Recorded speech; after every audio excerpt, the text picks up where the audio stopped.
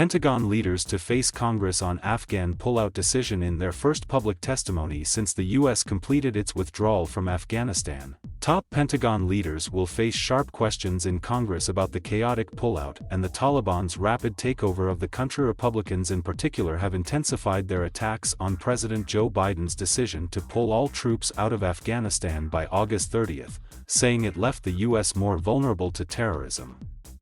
They are demanding more details on the suicide bombing in Kabul that killed 13 American service members in the final days of the withdrawal. Defense Secretary Lloyd Austin and General Mark Milley, chairman of the Joint Chiefs of Staff, are slated to testify Tuesday in front of the Senate Armed Services Committee and then on Wednesday before the House Armed Services Committee. General Frank McKenzie, who as head of Central Command oversaw the withdrawal, will testify as well.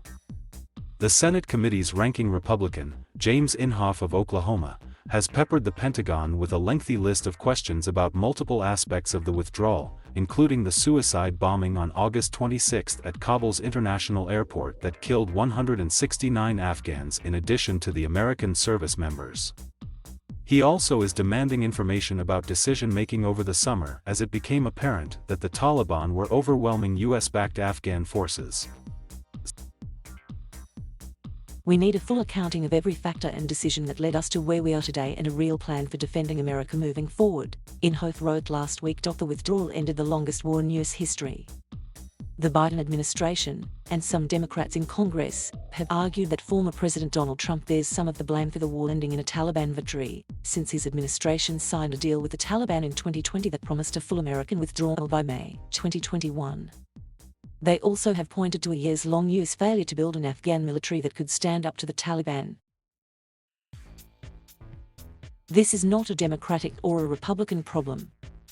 These failures have been manifesting over 4 presidential administrations of both political parties, Senator Jack Reed, DR.I., said the day after the Taliban took over Kabul on August 15. Although Tuesday's hearing was scheduled to focus on Afghanistan, other topics will likely come up, including Milley's actions during the final months of Trump's presidency. Some in Congress have accused Milley of disloyalty for what the book Peril, by Bob Woodward and Robert Costa, reported as assurances to a Chinese general that the US had no plan to attack China, and that if it did, Milley would warn him in advance. In the days following news accounts of the book's reporting, Milley declined to comment in detail, instead telling reporters that he would lay out his answers directly to Congress. His only comments have been that the calls with the Chinese were routine and within the duties and responsibilities of his job. Both Milley and Austin have defended the US military's execution of an Afghanistan withdrawal that Biden ordered in April. The pullout was largely completed by early July, but several hundred troops were kept in Kabul, along with some defensive equipment, to protect a US diplomatic presence in the capital.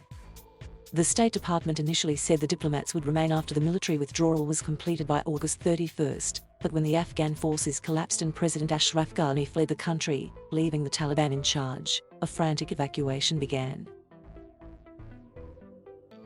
The Pentagon has defended its execution of an airlift from Kabul airport that transported more than 120,000 people, while acknowledging that it got off to a chaotic start and was under near constant threat of terrorist attack. The Biden administration's avalanche of incompetence has damaged our international reputation and humiliated the United States on the world stage, Senator Tom Cotton of Arkansas and Representative Marionette Meeks of Iowa, both Republicans, wrote in the Decimal Register. Yet, our President and Secretary of State continue to pretend that the withdrawal from Afghanistan was a historic success.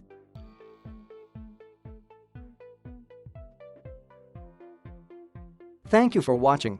Please subscribe